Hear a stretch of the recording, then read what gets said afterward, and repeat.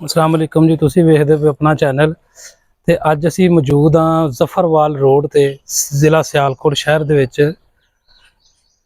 बाबे दी बेरी एक इलाका है, उत्थे गुरुद्वारा भोली साहब ते तुसी वेखो ना तारीख अपने नाल एक कैसा कैसा अंजाम जवाल अरूज रखदी है कि यह गुरुद्वारा भोली साहब जिहड़ा वे सिख मजहब नाल दे बानी ने जिहड़े उन्हां नाल इन्हां दा ताल्लुक है और यह सिखां दी बड़ी मुकद्दस और अहम गुरुद्वारा सी जिहड़ा कि वक़्त दे नाल नाल अपने नकूश मिटा गया।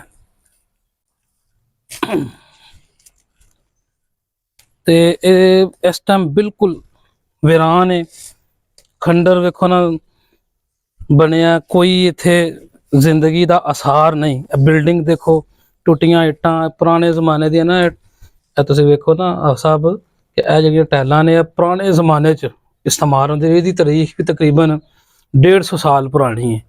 अगर असीं वेखीए ना ते इधर जरा तुसीं अंदर उस जमाने च भी इट्टां दा छत पाया गया वे ते TR गार्डर जिस तरह दा हुंदा ना, लोहे दे गार्डर रखे गए ने कोना दा इबादत करन वास्ते सीढ़ियां दा। अगर तुसीं इधरों विखाओ ना कैमरे च कि सीढ़ियां जिहड़ा ना उत्ते रस्ता जांदा है जाण वास्ते। ते एक मिसाल सुनिए कि जिद्दों कोई आबाद ना होए जिथे उत्ते फिर दरख्त जिहड़े ने अपना बसेरा कर लैंदे ने। वेखो ना तुहानूं कमरिਆਂ च दरख्त टहनियां लटकदियां नज़र आ रही ने।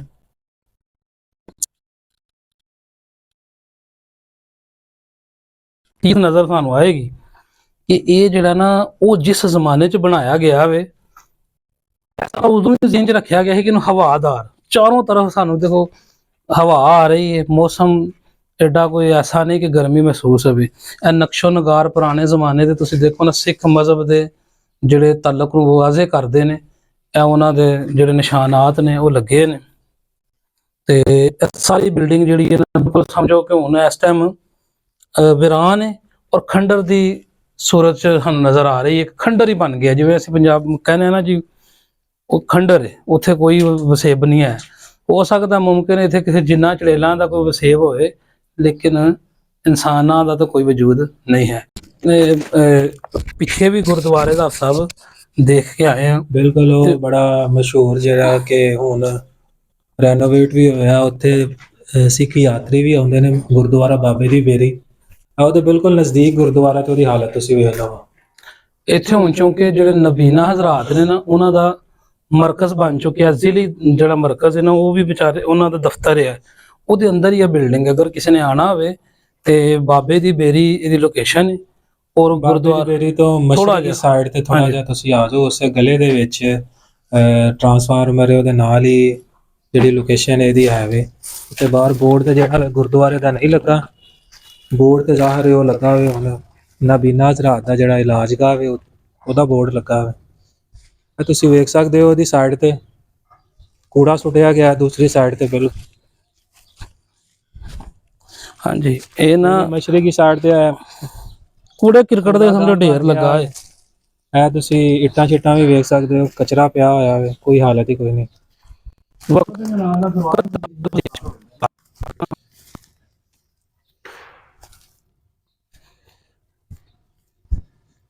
ਨਾਲ ਹੀ ਬਿਲਕੁਲ ਇਹਦੇ ਇੱਕ ਨਬੀਨਿਆਂ ਦਾ ਸੈਂਟਰ ਬਣਿਆ ਹੈ, ਇਹ ਦਫ਼ਤਰ ਹੈ ਜੀ।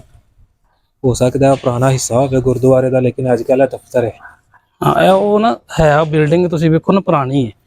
ਆ ਸਾਹਿਬ ਬਿਲਡਿੰਗ ਜਿਹੜੀ ਉਹ ਪੁਰਾਣੀ ਹੈ, ਉਹਦੇ ਚ ਨਿਸ਼ਾਨਾਤ ਵੀ ਪੁਰਾਣੇ ਨੇ ਜਿਹੜੀਆਂ ਨੇ ਉਹ ਪੁਰਾਣੀਆਂ ਲੱਗੀਆਂ ਨੇ।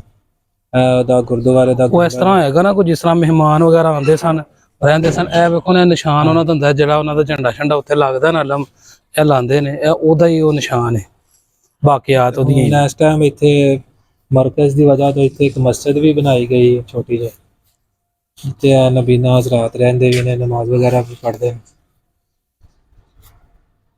ठीक है जी। तो मजीद है कि जिन्हें विजिट करना है लोकेशन असां तुहानूं दस दी है।